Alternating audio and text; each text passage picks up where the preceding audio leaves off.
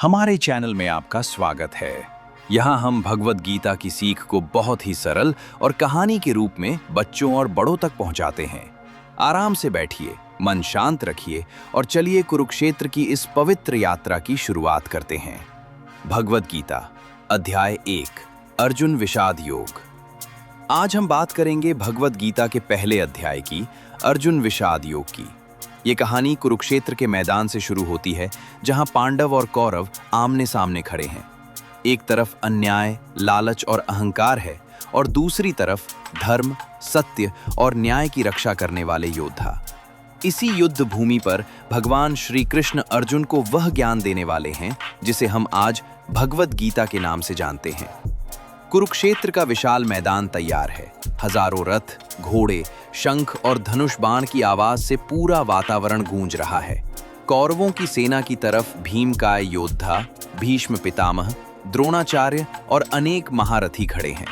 पांडवों की ओर से भी अर्जुन, भीम, नकुल, सहदेव और अन्य वीर योद्धा युद्ध के लिए तैयार हैं। अर्जुन अपने रथ पर खड़े हैं। उनके सारथी हैं स्वयं भगवान श्री कृष्ण। अर्जुन कहते हैं, हे कृष्ण, मेरा रथ दोनों सेनाओं के बीच में ले चलिए। मैं देखना चाहता हूं कि आज मुझे किन किन लोगों से युद्ध करना है। श्री कृष्ण अर्जुन का रथ दोनों सेनाओं के बीच ले जाते हैं। अर्जुन चारों तरफ देखते हैं। उन्हें अपने दादा भीष्म दिखते हैं, अपने गुरु द्रोण दिखते हैं, चचेरे भाई, मामा, रिश्तेदार और बचपन के मित्र दिखते हैं। उन्हें याद आता है कि ये वही लोग हैं जिनके साथ उन्होंने बचपन बिताया, जिनसे उन्होंने युद्ध की शिक्षा ली, जिनके साथ उन्होंने समय बिताया। अर्जुन का कंठ भर आता है। वो सोचते हैं, क्या मैं अपने ही परिवार पर बाण चलाऊं? क्या अपने गुरु, अपने दादा, अपने भाइयों को मारकर मैं कभी खुश रह पाऊंगा? उनके हाथ कांपने लगते हैं, शरीर ढीला पड़ने लगता है और उनका धनुष, गांडीव हाथ से नीचे झुक जाता है।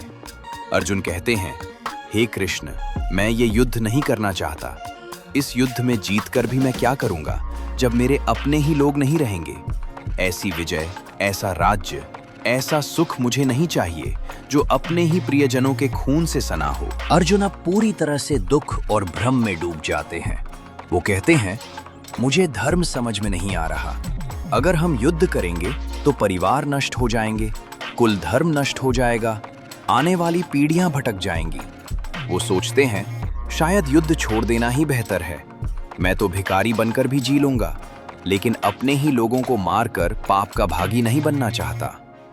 यहाँ अर्जुन एक महान योद्धा होते हुए भी अंदर से बहुत कमजोर महसूस कर रहे हैं। उनका मन उदास है, आंखों में आंसू हैं और वो अपने रथ में ही बैठ जाते हैं।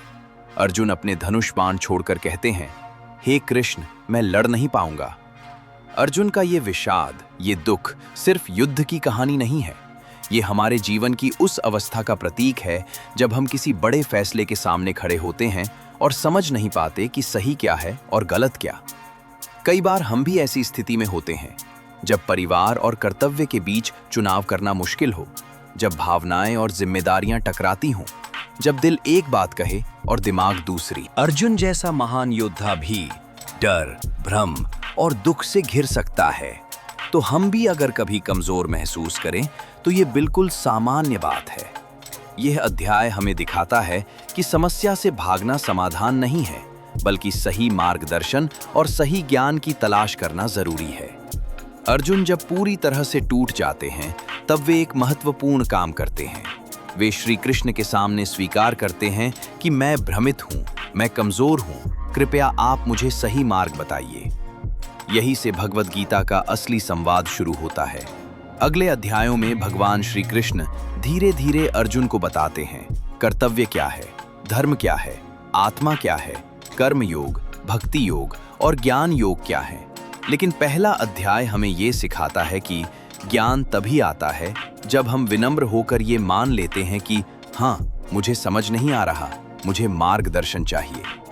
जब आप किसी फैसले में उलझ जाएं, पढ़ाई, दोस्त या किसी झगड़े में, तो चुपचाप दुखी रहने के बजाय अपने माता पिता या किसी समझदार बड़े से मदद मांगिए, जैसे अर्जुन ने श्री कृष्ण से किया। बड़ों के लिए, जब जीवन में बड़ी जिम्मेदारियां और रिश्तों के बीच टकराव हो, तो केवल भावनाओं में बहकर निर्णय न लें।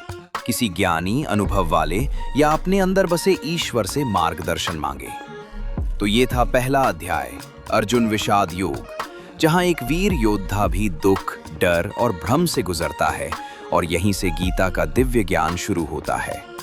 अगले भाग में हम देखेंगे कि भगवान श्री कृष्ण अर्जुन को क्या जवाब देते हैं और कैसे वे उसे फिर से खड़ा करके उसके कर्तव्य के मार्ग पर चलाते हैं। अगर आपको ये भाग पसंद आया हो तो वीडियो को लाइक कीजिए और चैनल को सब्सक्राइब जरूर कीजिए। अगला भगवद गीता अध्याय 2 देखने के लिए जुड़े रहिए।